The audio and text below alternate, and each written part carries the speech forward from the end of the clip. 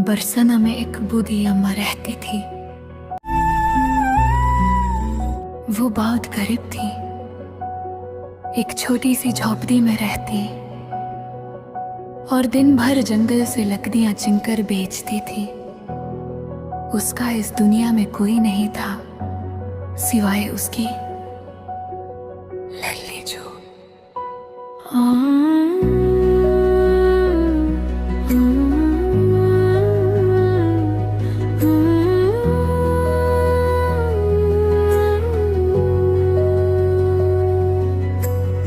अम्मा का एक सपना था, वो चाहती थी कि एक दिन वो राधा रानी को अपने हाथों से बनाया हुआ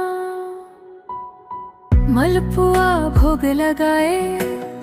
लेकिन गरीबी ऐसी थी कि पे भरने के लिए सूखी रोटी मुश्किल से मिलती।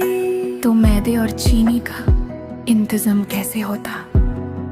महीनों तक एक एक पैसा जोड़ने के बाद अम्मा ने थोड़ा सा मैदा और थोड़ी सी मिश्री खरीदी।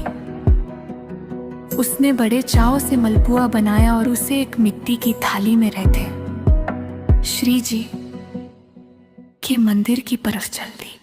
अम्मा भी मंदिर की सीढ़ियां चढ़ ही रही थी कि उसने देखा एक छोटी सी लड़की फटे पुराने कपड़ों में रास्ते के किनारे बैठी रही है।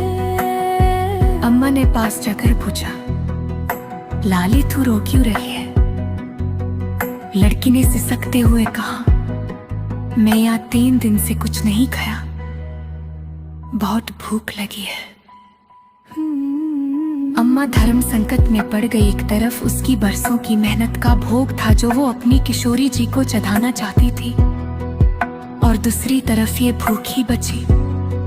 अम्मा ने सोचा, मेरी राधा रानी तो पूरे जगत को खिलाती है,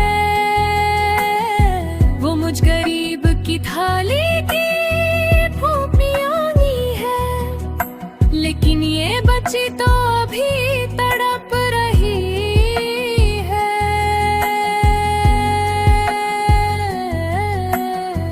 अम्मा ने बिना देरी किए वो सारे मलपुए उस बच्ची को खिला दिए। बच्ची ने बड़े प्रेम से खाया, मुस्कुराई और भीड़ में कहीं गायब हो गई। मंदिर का चमत्कार। अम्मा खाली थाली लेकर मंदिर पहुंची और रोने लगी। उसने दरबार में शीश झुकाकर कहा, श्यामा जो, क्षमा करना, आपके लिए भोग लाई थी, पर रास्ते में एक भूखी लाली मिल गई, मैंने उसे ही खिला दिया।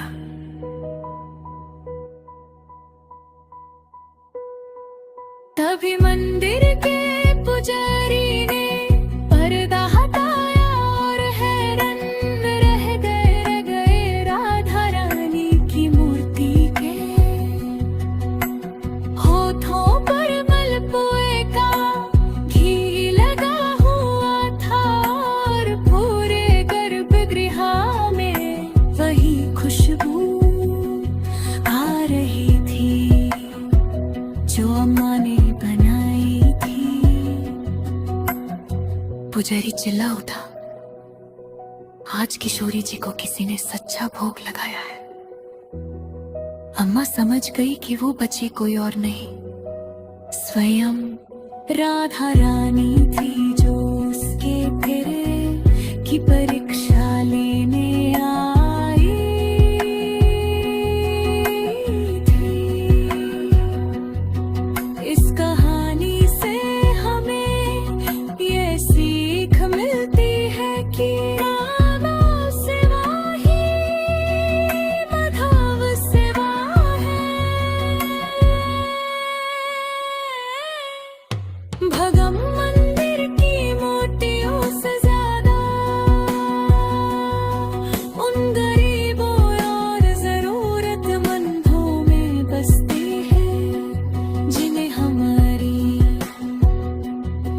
की जरूरत है। सच्चा भोग वही है जो किसी का पेट भरे।